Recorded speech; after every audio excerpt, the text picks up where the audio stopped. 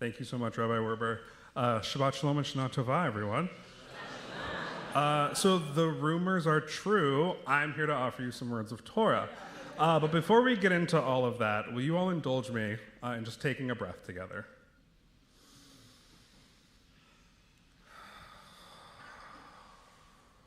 Let's do that one more time.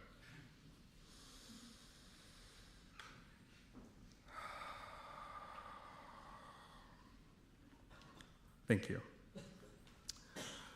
So at the end of every week, Shabbat is there to welcome us with its melodies, its foods, its smells, and its demand that we pause, that we take a rest. Some Shabbatot even have special names. For example, we have Shabbat Rosh Chodesh for the start of a new month, Shabbat CRRI, where we read Shirat Hayam, the Song of the Sea, in the Torah portion, and Shabbat Nachamu, the first Shabbat after Tisha B'Av, whose Haftorah begins quite literally with words of comfort. Nachamu, Nachamu Ami. Be comforted, my people. This Shabbat, too, has a special name. Shabbat Shuvah, or Shabbat of Return. And the name of this Shabbat is taken from the first words of the Haftorah in the book of Hosea. Shuvu Yisrael Adonai Elecha. Return, Israel, to Adonai, your God. Shuvu, return. If we think about where we are in time and we think about our calendar for a moment, this journey of return started about 5 weeks ago with Rosh Chodesh Elul, ushering the process of Heshbon HaNefesh, the accounting of our souls, the taking stock, taking inventory of our souls, coming to terms with who we were in 5784, figuring out who we want to be in 5785, and engaging in the process of Teshuvah in preparation for these 10 days of awe. And when Elul begins, I feel a certain shift in the air.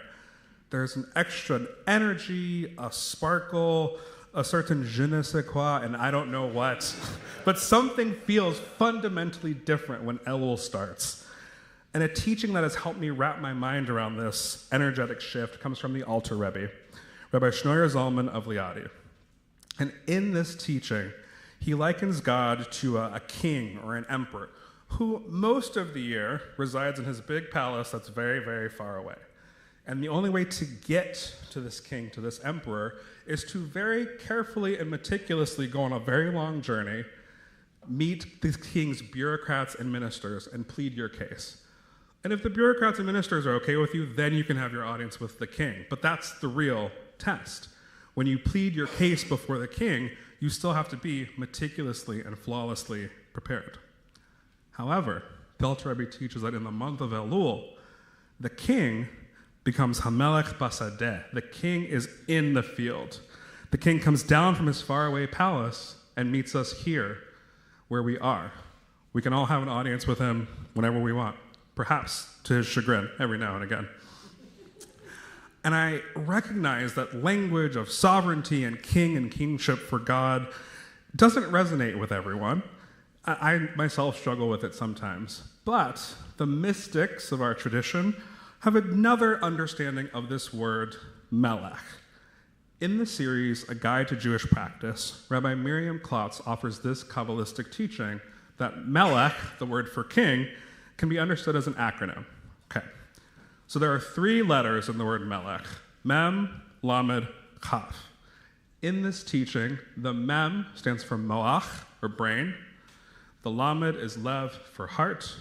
And the chaf is kliot, for kidneys. Yeah, kidneys, really and truly. And the kidneys thing threw me the first time I read it too, but in a lot of rabbinic and biblical thought, the kidneys were actually the source and the origin of a person's will, their desire, their conscience, as opposed to the brain. There was different science in biblical and rabbinic times. So one way that we can think about this teaching from the Alter Rebbe, now armed with this mystical understanding, is that that king in the field isn't some far-off ruler who's come down from a big palace to do us all a favor and hang out. It is a shimmer of the divine sovereignty that is in each of us. And that shimmer has come to meet us to engage in this holy work of introspection, reflection, and amends making that this season offers us. Essentially, it's shown up to engage us in the process of return. With that, how might we approach Teshuvah differently if we believed in the embodied divine sovereignty, not just of each other, but particularly of ourselves? How might we experience ourselves differently during this season of awe and repentance? On Rosh Hashanah and Yom Kippur, we hear the words, HaMelech Yoshev Akisaram V'Nisa, reminding us, yet again, that most of the year, this divine sovereign is on their throne, their kiseh high above us. And while we're exploring this idea of internalizing Melech, I want to invite you all on a little bit of an imagination journey. I want you to imagine your throne, your kiseh. You can close your eyes if you feel comfortable, if you'd find that helpful. But I want to bring this idea of the throne down, down, down from the heavens to the field, to 30th Street, to the live stream. So as you're imagining your throne, I'm going to ask you a series of questions. The first question is, where is your throne? This can be a physical place, this can be geography, but where is it?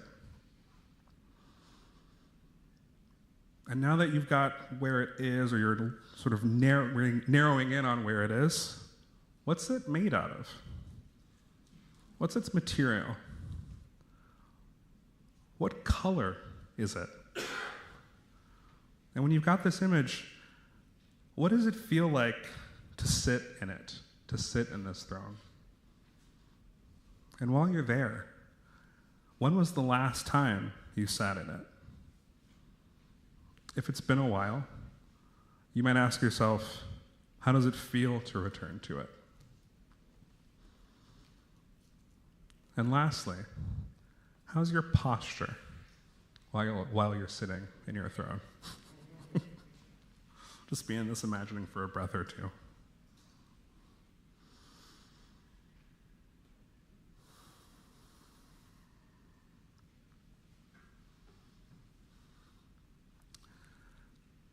In the class I taught on Monday night, Tales of Teshuvah, one of the texts we studied was Pirkei Avot 5:6, chapter 5, paragraph 6, which lists 10 things that the rabbis said were created bein hashmashot, or at twilight, on the eve of the first Shabbat. And of those 10 things, I want to call out 3 particularly, from the macro to the micro. So, we have the tablets upon which Torah was revealed, created bein hashmashot. The writing on those tablets, created bein hashmashot. And the letters that formed the words that were written on the tablet, also created bein hashmashot. In a separate midrash, our rabbis teach that the Torah that we received and God's kiseh hakavod, God's throne of glory, were created at the same time, or at least simultaneously, in this twilight moment before the work of creation was complete. And the discussion that ensued in class reminded us that these in-between times, these moments of transition, can be catalysts for powerful acts of personal spiritual transformation. By the end of this Shabbat, friends, we'll be about a third of the way through the marathon of the Yamim Noraim, firmly in the space between Rosh Hashanah and Yom Kippur. But our work is not yet done. 29 days ago, a melech, however you want to imagine that melech, met us in the field to begin this process, to begin this work of teshuvah, of return. And perhaps we need a little bit of a break from that work, a break that only the peace of Shabbat can give us. So on this Shabbat Shuvah, the first Shabbat of the new year, I want to invite you all to recall those images, those feelings, those energies of your thrones, your kisot, and have a seat. May your rest this Shabbat be potent. May it allow you to return to yourself, and may it carry you through the remainder of these days of awe. Shabbat Shalom and Shana Tova.